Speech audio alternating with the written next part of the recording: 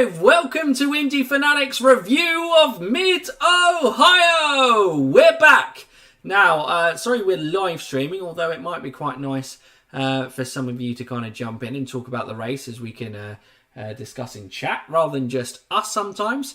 We didn't want to fall at the first hurdle, but basically I had got swamped with something which allowed me not to have the time to edit the video tomorrow. So the best thing to do is at the same time we allocated to recording, we will do all the editing because we'll just live stream it to you. But we are here for a Mid-Ohio review, and because we have a race review, that means only one thing. We are very lucky to still have the best sponsors in the YouTube business, in the American Monoposto Championship. They are an exciting championship who have a league, online racing league on YouTube that you can follow. We will obviously leave links in the description below after this live stream on that to make sure that you kind of go and check them out. But here is a quick message from our sponsors. This race review is presented by the American Monoposto Championship, the most entertaining sim racing league today. Maybe. Don't believe me? Check us out on YouTube. But now, let's get to the race review.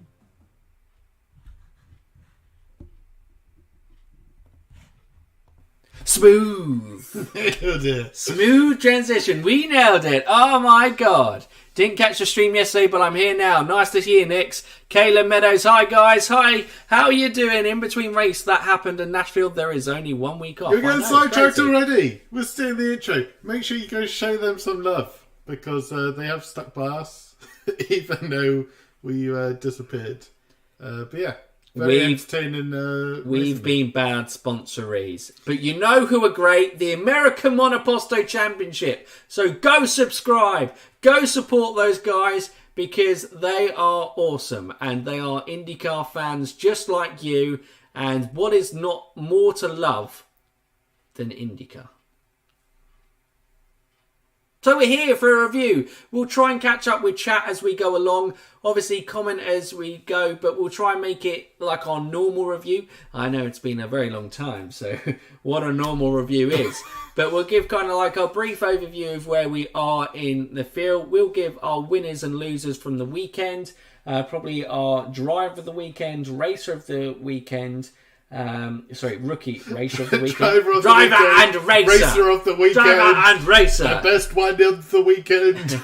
The best wheel of the weekend. The best pit crew of the weekend. No, the best rookie of the weekend. And then what we will do is we'll have, as we're live, a fan section. So all of those who are in the comments, we can answer any questions in terms of that. I think that's quite good of your thoughts from Mid-Ohio. Sure. Yeah. Rather than, because I'm just being honest with you. If we go along with answering your questions along the way, Stephen is going to be like, you're getting distracted. You're getting sidetracked. Instantly lost. Exactly. It instantly happened. So thank you everyone in chat. Thank you everyone who's watching this live race review. Tara, our cat in the background, is doing some weird stuff, climbing things, so I'll try not to get distracted by that because I am like Tara and easily distracted. General thoughts on the Mid-Ohio race. Stephen! See, I was thinking about this before we did this. And I was like, what do we talk about? It's been so long. It's been so long since we've had to discuss a race. So I was, I was like, race good. Pato no.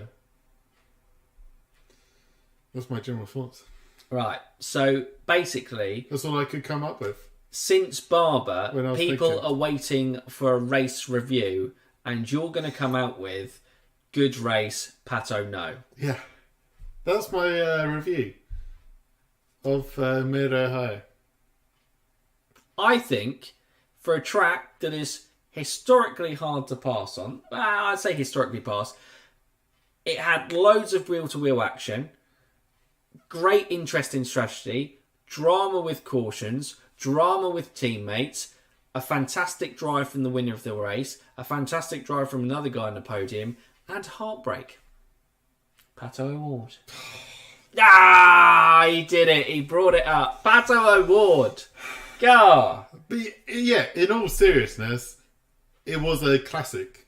It was an absolute belter of a race. Some races fit into patterns, like rhythms, where you kind of get to a point. We were doing the watch along, and you kind of get to that point, like we'll settle in before the next pit window. But Mid-Ohio, it seemed like everything. Every time it got like a bit quiet, it sparked up again. There was a caution. Someone went sending it on someone. An Andretti taking an Andretti out. McLaren. It had everything. And I think the cautions fell at just the right time. Yeah. I think that kind of stuff strategy had enough people on alternate strategies. And within Mid-Ohio, the pit sequences are so key and where people can really make massive gains. At times, Joseph Newgarden made huge gains. Will Power just made massive gains on track and in the pit stops as well.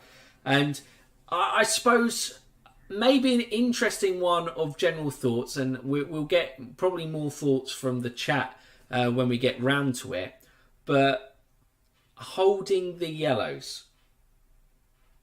Oh. Good thing, bad thing.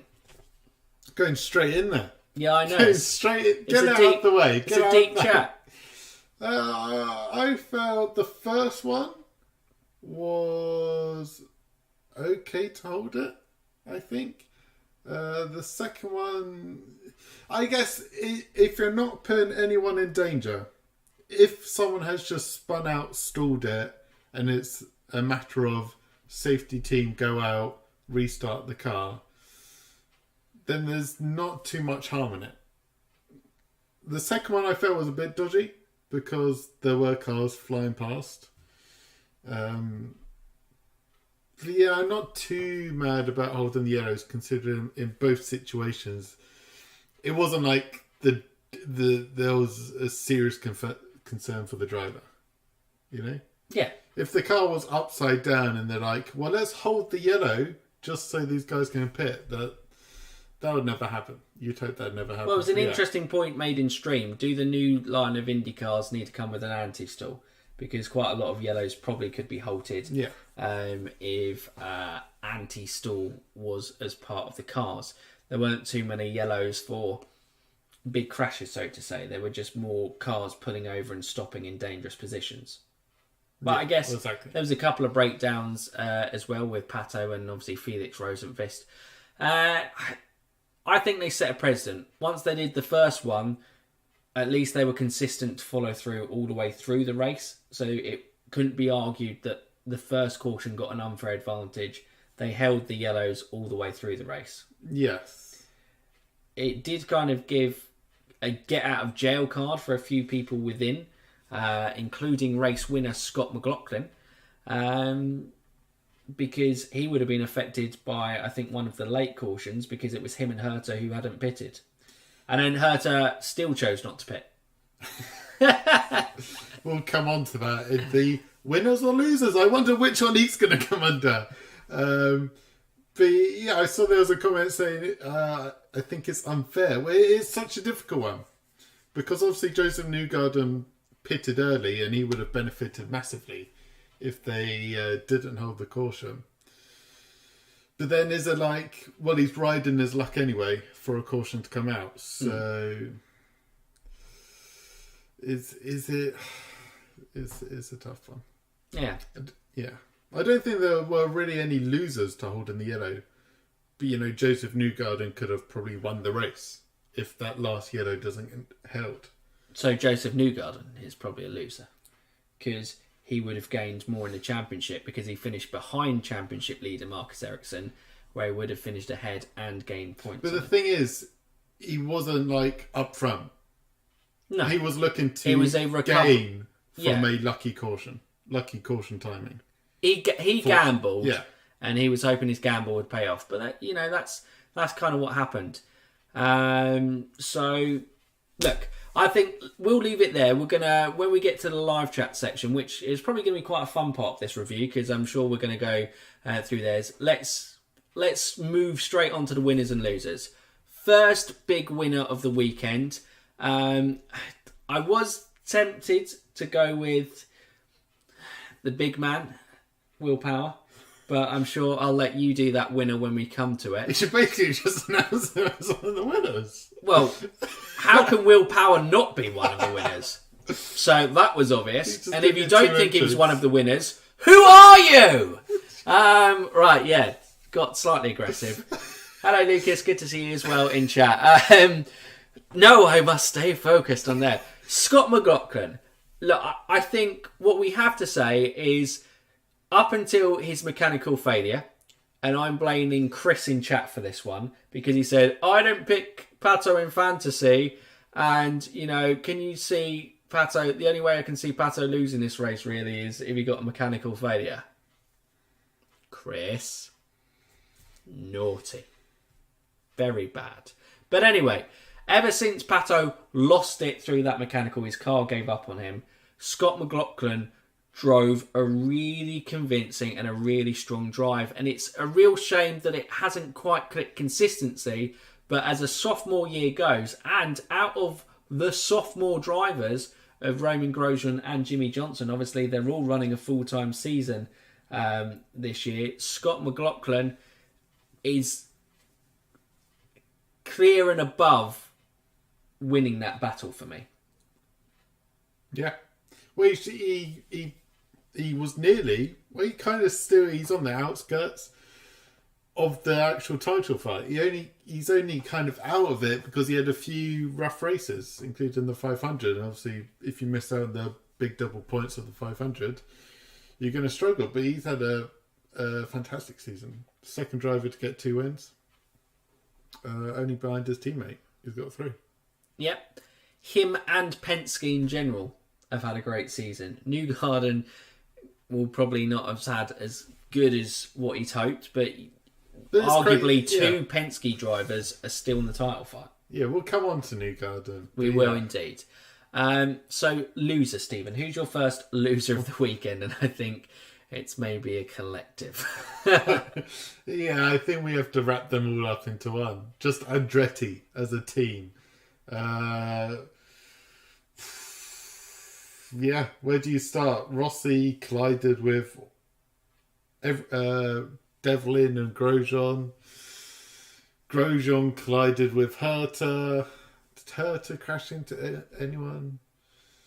Herta then had... Oh, no, because Herta was... No one told him to pit when everyone else was pitting. So that was a disaster. Devlin just didn't do anything other than get taken out by Rossi. So yeah, as a whole, a fantastic weekend for Andretti. All 4 cars finished the race, so wow. I think if you were here with the live stream, I was in utter disbelief of what I was watching in front of me. I was just like going, and I think I was watching or hearing a review. It might have even been, I think David Land was saying this, of going, there's just a point they were making contact and he didn't turn into Grosjean, but he just made no attempt to straighten the wheel. And that was the one that drove Grosjean into the wall. Rossi was just like, bye. It looked dodgy, that one. It looked dodgy. Because obviously, ever since the Rahal incident, Rahal's kind of rallied the people around him. His loyal support have gone,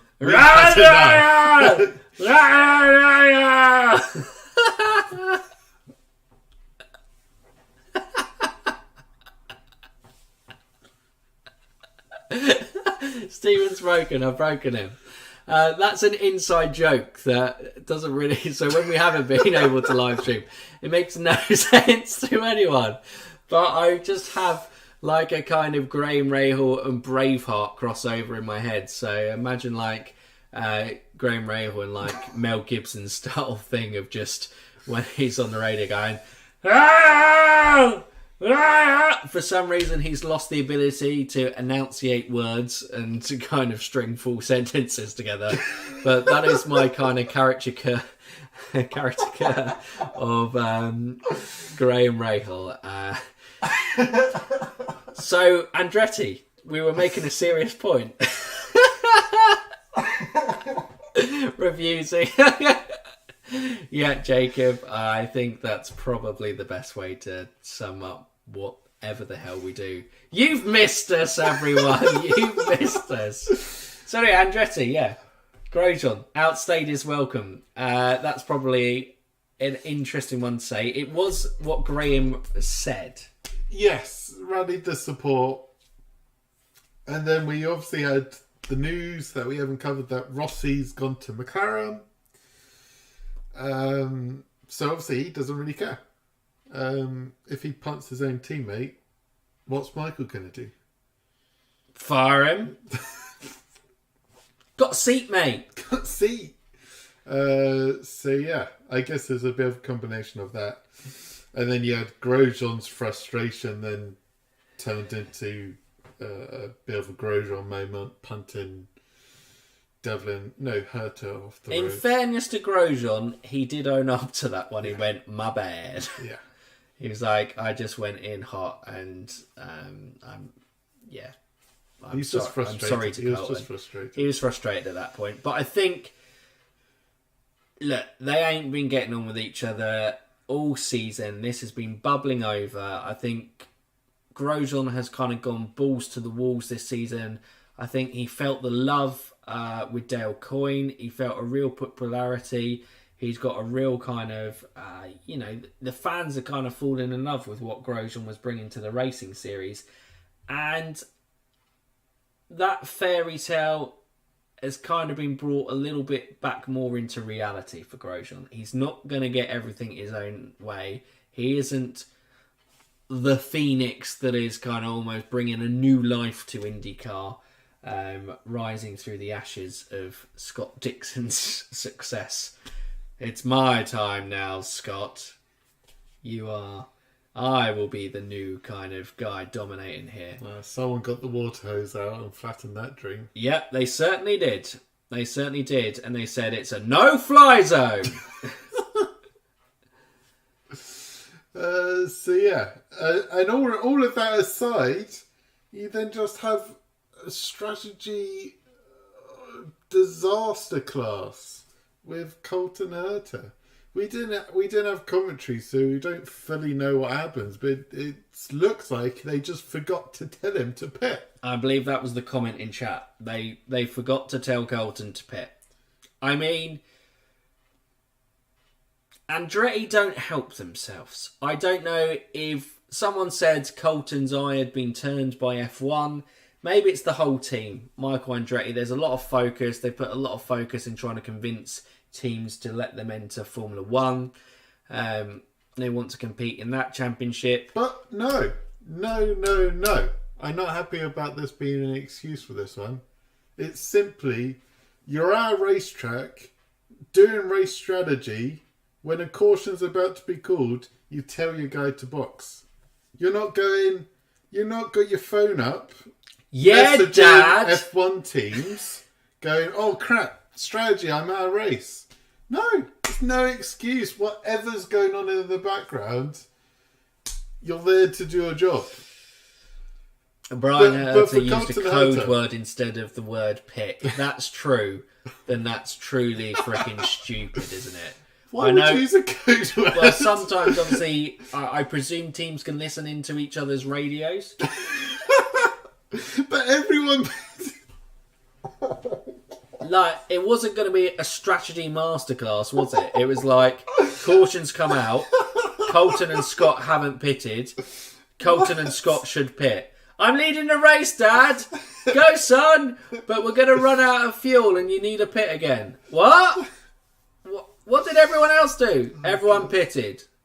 Everyone? Literally everyone. Oh, wait, no, Jack Harvey didn't, but he's been through the pits about 5 times because he was having the worst time of his life. But actually, Colton's own individual performance, I think, was actually pretty good on the day. He was a shining light for Andretti, and they, like someone got the hose out for Grosjean to put him out of fire, they put out that light as well in Herta. Yes, that's my final thoughts on the losers of Andretti. Yeah. Not the only losers. We'll come on to them. So we come back to you with winner. Do you want to go with? Come on. Here we go. Nice, easy. Andretti dragged out a bit. Willpower. We'll come on to him even later because I think he was everyone's driver of the day. I know Scott wins. Plo drove brilliantly. But Willpower was trying to do the last to first challenge. And he nearly did it on the final stint with those red tyres. Quickest man out there on the reds. Everyone else was on the reds and he absolutely dropped them. He did his best to try to hold on to the top two, but just didn't have the tyre life in him and the final pace to make that final move. But what a race. A mistake at the beginning. Maybe you go, well, he should have made it so tough for himself. He probably should have won if he hadn't have fluffed the beginning and spun out. But it's all about the recovery. The mentality, kept with it, is Willpower 2.0. Can you really call it that? He's always talked about how his mental shift this year in just not letting stuff get to him and just going forward. And he was a man possessed. He was. He really was a man possessed. And I tweeted about this afterwards. I'm full in. I don't care. I want Willpower to win this championship because I think it's just admirable to see a driver still at the age of 41 have such desire. You spoke about it there, to change who he is. This isn't. I mean, Willpower has always been quick. He's always been competitive, but in mentality, he's just not letting things get to him. He is so determined to still win this championship. He is hungrier. I mean, I know obviously we are recent to IndyCar, so we haven't seen Willpower in essentially Willpower glory days in the early 2010s, where he did get that championship and was regularly competing for the championship every year, mainly against Ryan Hunter-Ray. I think him and Ryan had some good clashes over the year in terms of the championship, but he just has such a desire, and that was a championship drive. There. I mean, talk about minimising the damage. Brilliant drive. Incredible. Brilliant drive. Incredible. I'll just go, a quick one on the F1 argument is stupid on Andretti. Agreed. It is a bit of a stupid argument. I'll say it hands up on that. But then it makes... Stupid! It makes it even more concerning for Andretti Autosport that they're fully focused on IndyCar and they seem to keep making the same mistakes. It is shocking. For the past 3 years, I feel like I'm just watching replay and repeat on Andretti Autosport that something's going to go wrong, and it doesn't matter who's the drivers in which car and what number cars, it just doesn't go well. Loser! Pato! No, Pato! No! I guess Pato and McLaren as a whole you could count, but Pato, considering, is the double loser for where he is in the championship. At one stage was 7 points behind championship leader Marcus Ericsson, but ended the day, I think, 55, maybe even more points behind in the championship. It might have even gone into the 60s. It was like...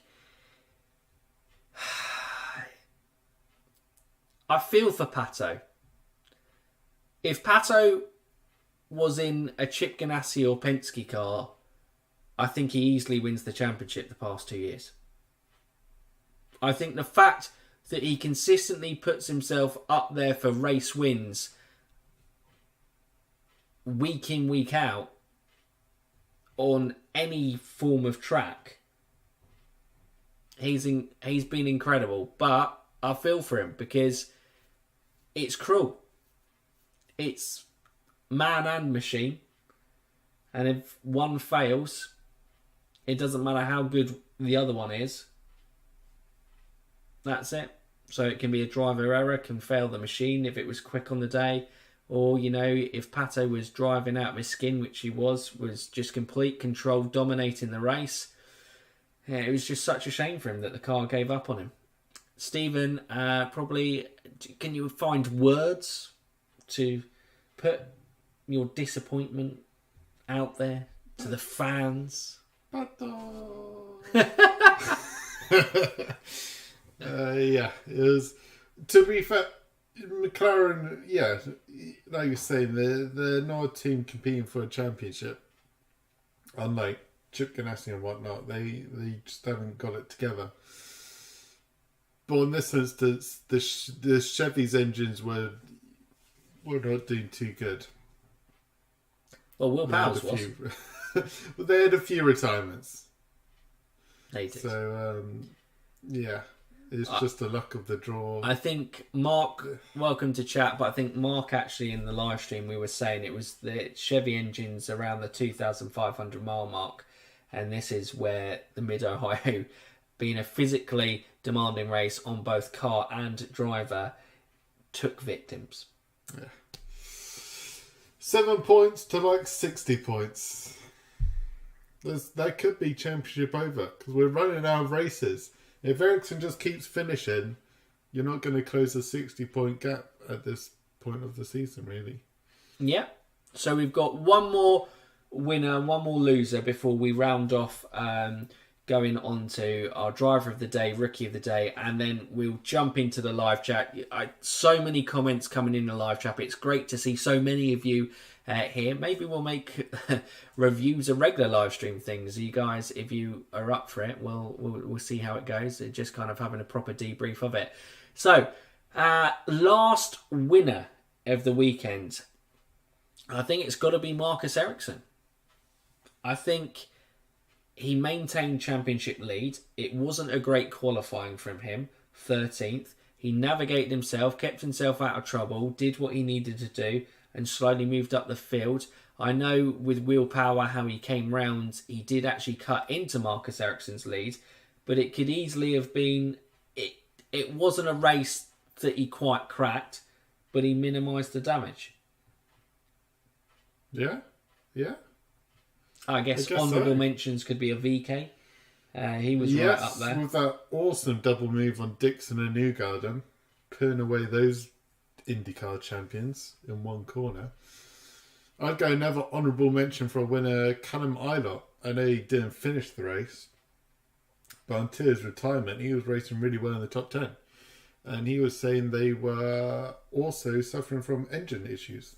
They weren't running out full power. So the fact that he was being very competitive in the top 10, give him a little honourable shout out for a winner of the weekend. Well, I think we said it in the live stream, but I think eyes in the IndyCar paddock definitely will be looking at Callum Ilott, and it would not surprise me if he was in a more established team next year. Yeah. So, Stephen. Final loser. I'm just going to turn the lights on while you consider. Spotlights on you, sir. I kind of got a collection. I've definitely got some honourable mentions for loser of the weekends. Last loser. I think the Rail Lennon Lanigan trio, obviously Jack Carvey, Rail, another race that they just weren't there. Yeah. Especially Jack Carvey falling to the back. You could even throw Scott Dixon in as a loser. Started fifth, finished fifth. On paper, it's not bad. But for a guy who wants to stay in the title fight and wants to continue his winning record, big opportunity missed. Considering everyone around him was moving and he stayed put.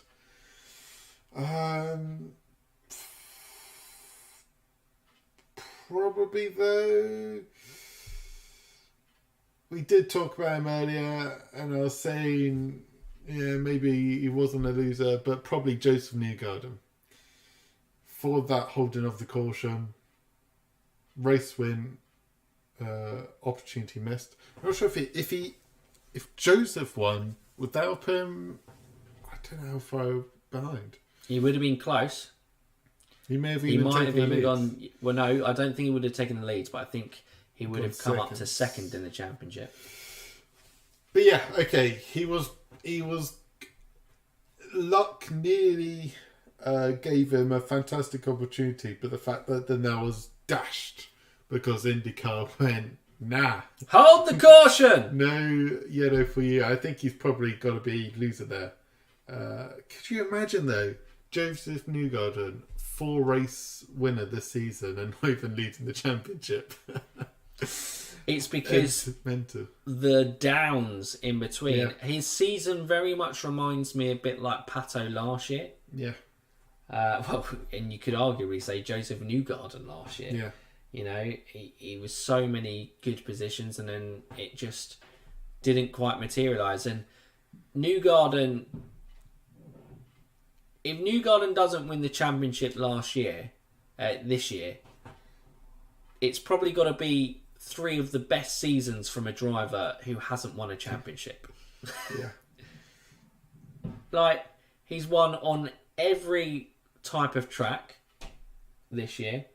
First one to do that in the championship. Joseph Newgarden. IndyCar is so blessed to have a driver as good as Joseph Newgarden. But I look at it and go, how is this guy, as successful as he is, not more successful? Yeah. And I'm not even looking at it. There's been a few driver errors at times. But on a whole, it hasn't really been driver error. No, he's been pretty faultless. But yeah, it's all about consistency in IndyCar. And if you have a few bad races here and there, Mr. Consistent of whichever Chip Ganassi car is going to probably pip you in the points. Yes, he's still, 29, 30? Yeah. He's still got such a long career ahead of him. And he's looking super strong.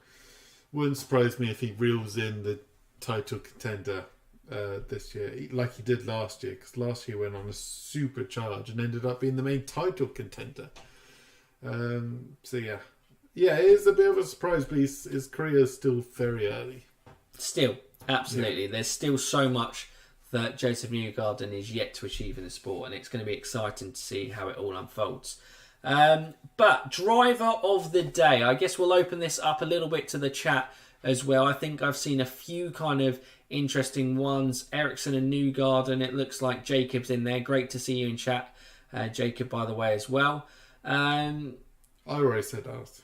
I think it's willpower. Yeah. 21 went to the back with a driver error, admittedly spin for willpower, but he didn't lose his cool. He got his head down, and it wasn't... He was just genuinely really quick. Obviously, cautions, he navigated them well as well, but damn, like, it was such a good drive. Such a good drive. He was the fastest man out there until that very last stop where the 2 guys in front just had the better tyres. But yeah, he was the fastest man out there for most of the race. Just carving his way through. Yeah, I think he benefited off the second caution, which catapulted him up a little bit. But other than that, it was all driver. See, Nick. Yeah. Malukas, not biased at all. Look, I think... FK was in a good shape. I've got to admit, Malukas is having a great rookie season. I'm so excited to see now that Pato, Palou, Herta have kind of, and VK have established themselves, I'm now really excited to see Malukas, Eilert, and Kirkwood establish themselves. So the new toys came into IndyCar. You're like, oh yeah, Herta, Palou. I like the new toys. They're gone. Stuff them. Got new toys. Shiny new Hello, Americans. Kirkwood.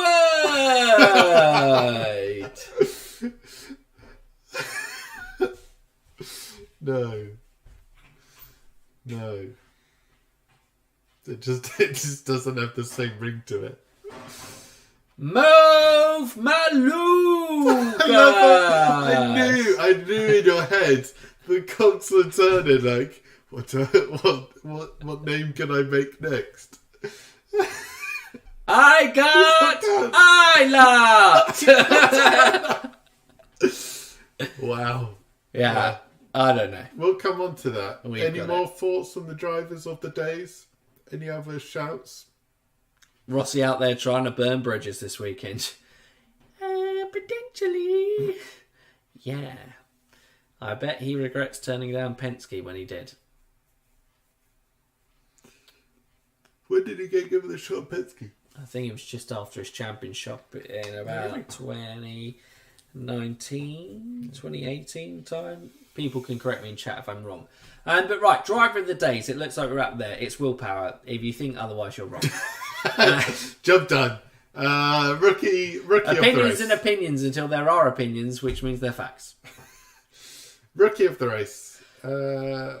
I'm kind of mine up as an honourable mention in my winners. I just felt he didn't finish, and like the official IndyCar Rookie of the Indy 500, it doesn't matter where they finish the race. It's about their journey, and so kind of that's my Rookie of the race. I think Kirkwood was there until he went off. I think he qualified in the top 10, didn't he? I think it was his best ever qualifying for AJ Foyt Racing, and he was, maintaining it in the top 10. But for me, I feel Malukas was the best rookie of the weekend. Yeah. And I really like him. I think he's a fantastic driver. Like I said, fantastic asset to the series, as well as him and Kirkwood and Ilott. They're really stepping up. And Devlin. Devlin. And we said that. In fairness to Devlin, he is with Andretti, which now is appearing to be more of a hindrance than a positive. It makes him a bigger target on track. Yeah, and Lundgaard with Rahal, Letterman, Lanigan, we put on the biggest curse to their team with our can Rahal, Letterman, Lanigan be the best Graham Rahal potential championship contender if they can find an extra 10th? 2022 season rolls around. The jinxes are still going. Oh yeah. Silence. It's the Indy Fanatics guarantee. If we make sure that we give our backing to someone, you can damn well bet that they're going to have a terrible year. Oh yeah. Sorry, Will, for ruining the championship. Professionals. Lots of love for Malukas in chat. Yeah. Good stuff. Okay. Well, I guess this is probably the time that we turn it over to chat and we get some kind of questions and thoughts from there. I see Mark York potentially putting Herta as a drive of the weekend. It was a pretty strong drive from Herta at the weekend. He wasn't his fault that he got pulled in. He was right up there competing for the front through the race. Got punted by Grosjean, like I said, and still drove up to 15th. Did he? Yeah, so that was pretty strong from there. But yeah, throw it over to you guys in chat. Let the comments come in. Let me see. Let's try and get, I think, our live chat. Is that happening, Stephen? We can see whether that comes up on screen. It should come up on screen. On the upside for Devlin, I don't think he wrecked anyone this weekend. Yeah. Look, some rookies take it a little bit harder. I'm not willing to write off Devlin yet. I think he's got time to develop and improve coming forward, but it hasn't been the easiest transition to IndyCar, has it? No. But it was always going to be tough for him because everyone wanted Kirkwood to go in the Andretti seat. So he always had that cloud. And he has got the Andretti seat. Yes. Next year he will be his teammate. Yeah, so I think it's always tough for Devlin. He hasn't made it easy for himself in a couple of races. Yeah. Question. Do you want Mid-Ohio to go back to 90 laps, Stephen? Is that 90 laps? So I initially read it as 60 laps, and I was like, why are you taking laps away from it? But up to 90 laps. I felt like it was a good length. I guess with the cautions, it kind of neutralised strategy a bit. I guess if it went to 90, you could have some more aggressive fuel saving strategies and whatnot.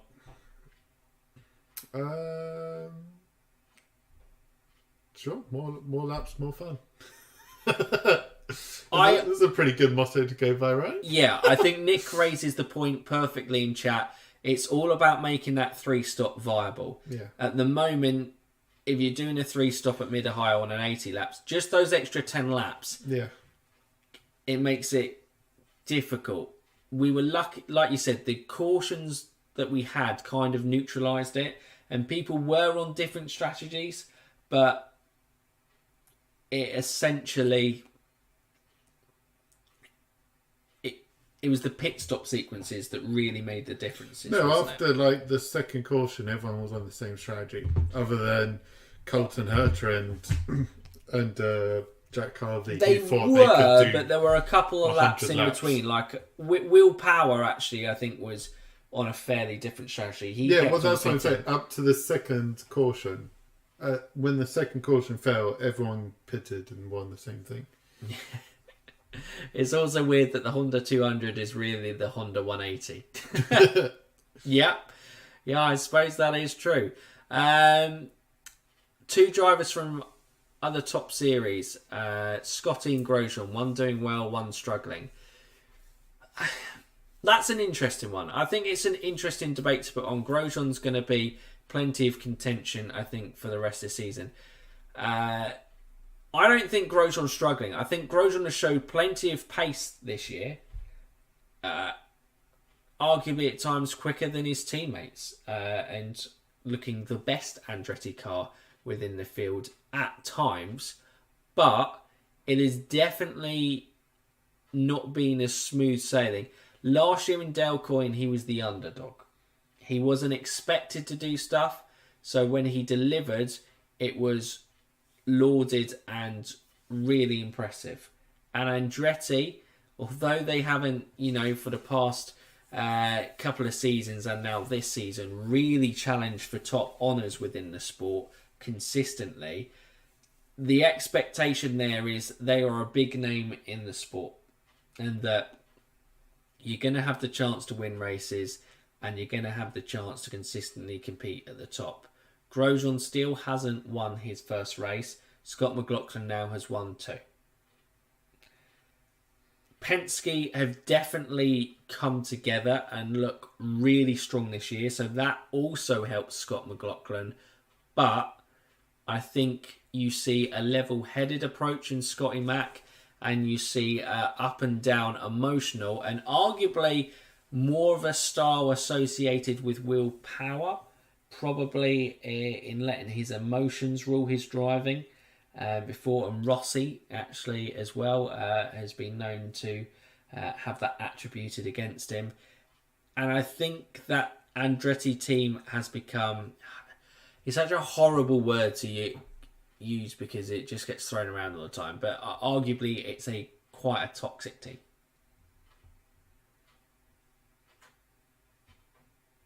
I meant to have said quite a toxic team. Are you implying I'm the toxic? You are the toxic part of this relationship. What do you mean? You always undermine me. I'm not wrong with this. Yeah, that was it. What was your thoughts? There you go. That was my thoughts. Scotty Mac, I must admit, I'm so disappointed a win hasn't come Grosjean's way. Herta and Rossi have definitely shown the car has pace to compete for race wins. Grosjean hasn't really been there at all. He has been unfair. He has been top 10 in races. He doesn't look like he can make that step up to the top level of IndyCar. It is looking like, and I know, we're saying Andretti have struggles, and maybe it's just the wrong team for him. But I think Andretti doesn't look like he can step up to be on the Pillow, Pato, Dixon, Newgarden level. No. Ericsson. Sorry, I should throw Ericsson Power on there. Even because even Scott Mcglotkin is pushing for that top level, and obviously with 2 wins now, you can see it's kind of there. Out of the 2 drivers, at the moment, I can't see Roman. I can see Roman Grosjean potentially, winning a few races within the series, maybe even getting it together as he learns ovals, potentially challenging something big like a 500. Scott McLaughlin, I see doing both 500 and being a regular championship contender from next year onwards. Yeah. I've jinxed his career now. Yeah. Because it's an Indy Fanatic special. Guarantee. But go from there. Interesting one from Jacob. I'll let you have first thoughts on this one. Peretta Autosport was happy to see Simona being aggressive, even though she made a mistake going off at turn 4. I guess that was just a general question of good to see Peretta Autosport back. Yeah. Well, it's always great to see new teams coming into the sport. Obviously, we're seeing with Honko's, coming back full time. Obviously it's going to be slow progress because they got to build that experience, that team cohesion. But yeah, Simona getting on the fight.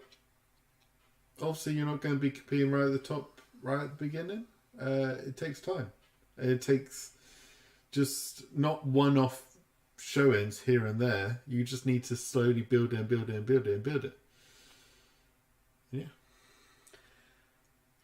Yeah, I think it's hard to get any real momentum behind Peretta Autosport at the moment, and it's really difficult on Simona herself because she is vastly experienced, so she's the best one to be in that Peretta Autosport seat. But you just can't really get any momentum without a consistent run of races. Are they racing the rest of the calendar? I think they are. Because they raced in the last 2 races? 3 races? I think so. But, yeah, it's going to take time for the sport. And if they can compete for the rest of the year, then it's a really positive step in the right direction. And I'm all for more teams on the grid. And they're not taking anyone else's spot. No, and Simona is such a great ambassador, I think, for female racers. And because she's quick. She's genuinely quick. She's genuinely, a really talented race driver. And it's brilliant to see her out there and getting the opportunity to race wheel to wheel in the series. 100%. All right.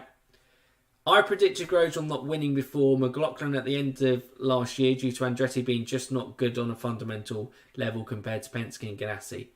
I guess so. And maybe is this a little bit of karma? Ryan Hunter-Ray, they've been with them for 10 years. Such an all-American talent. Andretti Autosport, I think, caught an American team. Herta, Rossi, of recent times. I know, obviously, in the past you've had, guys like Weldon in there. I think even did Franchitti drive for them, and Tony Kanaan. Was he at Andretti Autosport at one point? People would be able to help with that, obviously, in the Andretti Green days. But his current core is there, and it felt like Cole Kirkwood's seat. It would have been a lot of pressure on him, but they ditched those plans very quickly to grab Roman Grosjean, and it looks not backfired a bit, but I don't think it's worked as well as what they would have hoped it would have done. I know we've spoken a lot about Andretti, but that's maybe what I think on there. Other than last year GP, do you think Nicholas Latifi will go to IndyCar next year, Stephen? You kind of think this may be his last season in F1. I guess. I mean, he has the money to probably help a team fund a seat for him, so sure. I'll be brutally honest. Don't think I want to see it. No. I mean, does IndyCar need Nicholas Latifi? Does Nicholas Latifi need IndyCar? Probably. Yeah. I don't know if he has any ties to Formula E. It seems to be where quite a lot of the Europeans favour. As a Canadian, very European country. Yeah, but he's on the European. Yeah, I know he's on absolutely. Yeah, no, I get what you mean. Sorry, I was just being a dick. I'm not the toxic one.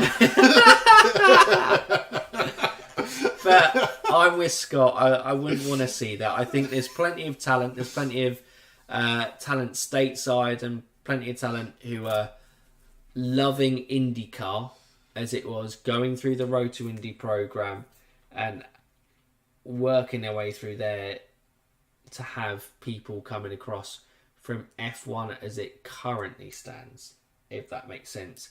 I don't think they're in desperate need. If a Lewis Hamilton made himself available because he wanted to drive a season because he fell out of love with F1, I think IndyCar can't turn down that sort of name. But a Nicholas Latifi, I think they could be ballsy and go... And look, Nick's improved a lot. He's not a bad racing driver by any stretch of the imagination. He wouldn't do bad within IndyCar, but I don't think he's going to... It may be harsh. Don't think he would light up the world. Nah. He'll be like midfield. It's a good point from Scott. Aside from Herta, Andretti haven't won in 3 years. Whew. Outrageous. That is mental, isn't it? Yeah. What driver that hasn't won will be the next to win a race? The next maiden victory. Scott Dixon is the easiest one to come to mind. Wait, sorry. What's win a race this season? I presume their so. maiden victory. Okay. Nick cleared that up. For this season, I would go Scott Dixon's got to be a strong candidate. Yes. Felix has been looking good. I kind of have a feeling that Felix could have a chance of nicking a win. Rosenfist. Yeah. Rosenquist. Sorry. Rosenfist is another one. It's so close to clicking and being really good. But I guess rumours around this seat isn't great. Obviously, Scott Dixon's been linked to that. Also, VK has been linked to that. Aaron McLaren SP seat as well. His McLaren future is safe, isn't it? Because they'll put him to Formula E if they move him on. Yeah. Because he's got his contract with McLaren. So I don't think external things on Felix is too much of a factor. He's slowly getting to grips with that car. And he's starting to kind of put the question out there of like, keep me, because do you really want to risk going through the same motion as you did with me of someone coming in and to learn how to drive this car when you've got me coming to finally to the point that I know how to drive this car? His qualifying's been great this season. It really has stepped up, and even at times out qualifying Pato, and Pato I think is quite a strong qualifier. Yeah. So, and that's, if you can start qualifying well and just bring some decent race performance, you can start banging in really consistent results. Yeah. And I think he just got really unlucky with mechanical failure in Mid-Ohio, because I think he could have easily finished on that podium. If not, and I think he could nick a win this year. I think that's a very good shout. But yeah, like you were saying before, Scott Dixon, how many seasons? How many seasons is it now? I can't off the top. It would either be his 20th consecutive season, or it might even be as high as 21, where he's won at least one race in a season. It would feel bizarre to go an entire season without Scott Dixon winning. Yeah. And you kind of want it to happen. You just want it to keep technically, at this stage, he still has a very outside chance in the championship, but he would have to win at least a couple of races in this kind of next part of the season. Still got an oval coming up. Scott Dixon, you can never rhyme off. You do, but I think we've seen in chat, I think John's predicting that Joseph Newgarden's going to sweep Iowa. And Newgarden is so strong at Iowa. Yeah. He will be a big fan of that track, obviously, being back on the calendar. It's a short oval as well, right? As opposed to a super speedway. Scott's very good at the kind of super speedways. He's not bad on the short ovals either. But yeah, Iowa, Penske, maybe even Pagano comes into play at something like that. But Meyershank Racing haven't really got it together yet, have they? No. Other than the guard thing the guard thing at Long Beach. They nailed that. Innovators. But yeah, they've kind of been that midfield, almost a bit of best of the rest. There or thereabouts.